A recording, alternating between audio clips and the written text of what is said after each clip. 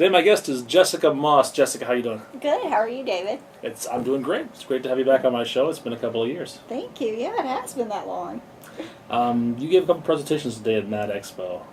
One of them was on something called Performance Point Services. Am I speaking the product right? Yes, that's absolutely correct. What's the problem that Performance Point is trying to solve? Sure. Performance Point Services, as part of the SharePoint product, is really the way that companies can manage their own performance, see how they're doing as an organization through different aspects, whether it's how they're doing with their customers or their sales or even their own internal operations, really checking to see how that all those different pieces are being managed. Okay, and that's a problem that every company's addressing those problems. They want to know how their sales are, they want to know how they're doing relative to some goal. How does Performance Point Services help them do that? Sure. So Performance Point Services actually gives you the ability to do dashboarding. So the dashboarding creates all of the different elements and indicators that you really want to track so that you can really see what you're doing in those different areas and then really analyze if you're achieving your goals, making sure that you're on track to get to those, and if not, what you need to do to actually achieve those goals. Okay, you mentioned the word dashboarding. Define that. Yeah, dashboard is a very high-level overview of your organization. So checking to see at a very high-level strategic area what those different aspects are to be able to drill down into your different indicators and your different views. Really, you're looking at a high-level overview of your organization, how it actually is doing. All right. Give me so talk me through how I'm going to use this. There's somebody, you said it's part of SharePoint. So if I have SharePoint, do I automatically have Performance Point Services, or is that something extra I have to install, or how does that work? If you have SharePoint 2010 Enterprise version, then you have Performance Point Services. Okay, and is it installed by default, or is this an extra step that I It's an additional feature. So it's a checkbox so I you need to have to install it. All right, so it doesn't cost anything and set else. It doesn't cost extra as long as I have that SKU. Yes. But I have to install it. And then once it's installed, somebody has to configure it some way, right? Absolutely. Walk me through that process. Sure. If you want to go ahead and create your Performance Point dashboard, and really what you're expecting is that your business analysts are the ones that are going to be using this. Okay. So you want to make sure that you have them install a tool called a dashboard designer. It actually is a click once application. Gets pushed down. So they're going to install that down to their client machines. Exactly. Okay. Sync up to the server, the SharePoint server, if there's anything up there that they want to use. And then they'll go ahead and create all these different elements that they're going to want to put inside of the dashboard. Element is what? An element is a data source, a report, KPI, scorecard. You want to include it, you can do that. Put that inside of your dashboard. Okay. So it's all on the business analysts. What is you're a DBA by trade, right? Business intelligence developer. So what's your job in all this? Yes.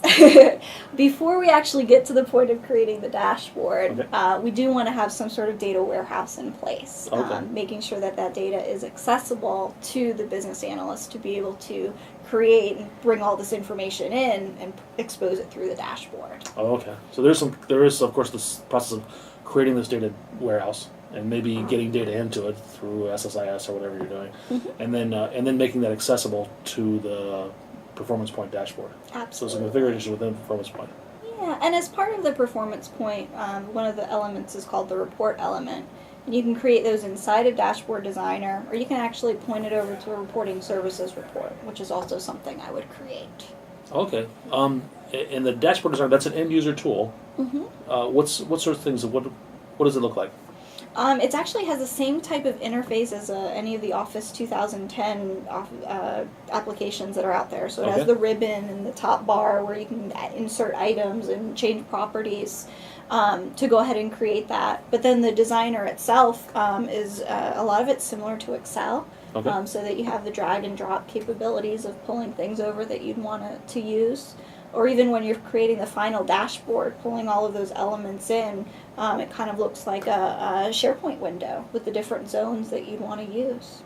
Okay, so for the zones for laying things out on a page. Exactly. Okay, so in Excel, the thing that, as you talk about dragging and dropping data in Excel, I think of the pivot table. Yes. Is it similar to that then? It's exactly like that. Oh, okay. You've got your, what do you want to see on your columns, what do you see on your rows, and what's the data that you're showing, and you're just bringing those right over to expose it through your report. All right.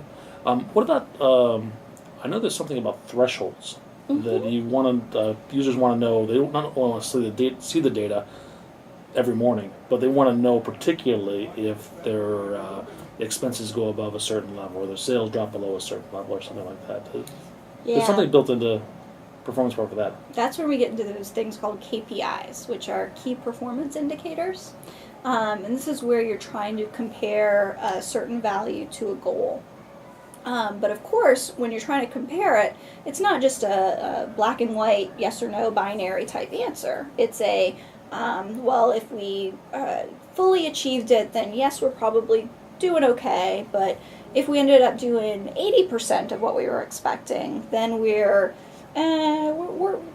it's better than really bad, but it's not the good that we're really hoping for. Right. So we have a threshold of the 80% and then the 100%. And a lot of times when people think of that, a great example is a stoplight, where anything below that 80% would be our red, between 80 to 100 would be our yellow, and anything above 100 would be our green. Okay, so then that actually uses that paradigm by showing green, Yes. a green color when you're good, Yes. and a red color when things are bad, and yellow and when things are just and you chugging can, along. You can go ahead and change those indicators too. So if you prefer smiley faces and frowny faces, you could do that, or you could do your stoplights or arrows. Maybe a picture as well. of you when things are going really well, and a picture of me, maybe in the middle Oh. somewhere. In the middle. So who's the red for the paradigm? I'll point them out to you when we get out to what about best practices? You mentioned there are some things that you need to think about when you're designing this. Absolutely. Well, one of the things that is very important when you're creating these dashboards is to make sure you're filtering the data so that every user that can go into the SharePoint site can take a different view of it. If they want to see just today's data or the last year's data, that we're always showing them exactly the latest up-to-date information. Or, for example, you could expose the same dashboard to all of your sales managers, and for each individual region, they would just want to see their region's information. And you could absolutely do that through filters. So we'll have different. Each user could have a different view of the dashboard. Exactly. Is that stored on the server, or is that stored on the client? On the server. Okay, The so it knows who you are. information You is log in, saved. and displays it, customizes that view for each user. Okay. Yes.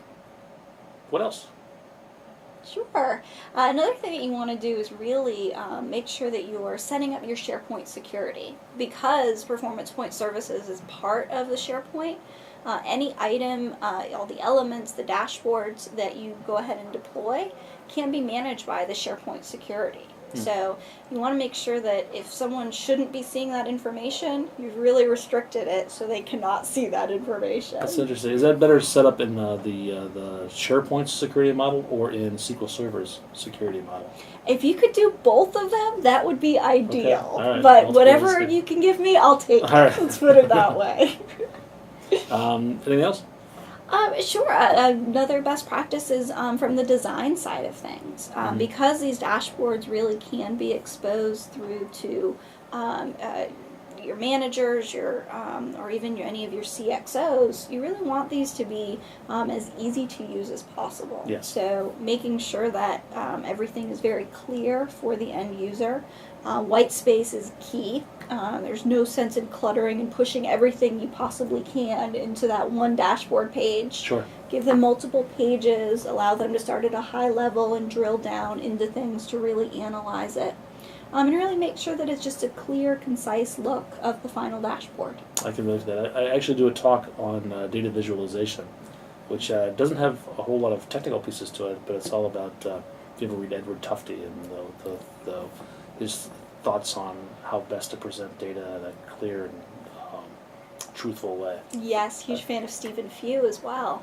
His information dashboard design is another great resource for I will look into that. Yeah. What about source control on this? How is that something that's easy to manage? That is It's always a challenge with SharePoint. great question. The dashboard designer, because it is kind of that office interface meant for the business analyst, does not have any tie-in to source control like you would think of your Visual Studio or anything like that. So it's really got to be from the SharePoint side of things. You are going to have your version control of your elements, or if you want to create any of your scripts that you're currently using for SharePoint to be able to pull those out on a nightly or certain basis, you can do that as well. So we can integrate that with TFS, for example, Mm-hmm. to get the our dashboard elements. Yes. What is the process of exporting them from SharePoint Yes. into files and then checking those files into TFS? Yes. Okay, so it's a bit more clumsy than just source code, but at least it's available to us. It is. We do have the ability, even though it is going to take us a little bit of work. Okay, and that's a big deal when we want to migrate from one environment to the next. Mm-hmm. Okay, anything else? No, I think that about wraps it up. Performance Point is one of those products that not a lot of people are aware of. True. But it really can provide a lot of benefit. Even once you've got something up in SharePoint, the ability to work with the reports that are out there and work through it are just really amazing.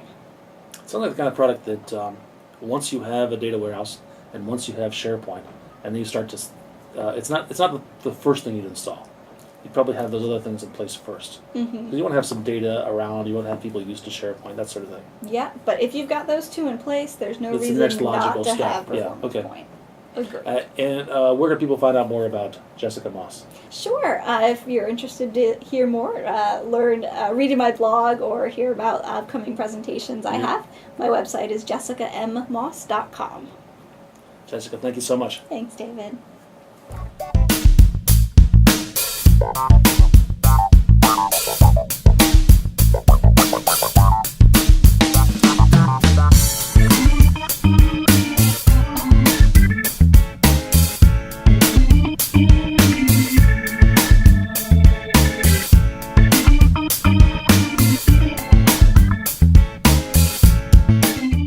The best part about technology is spending time with all of my friends.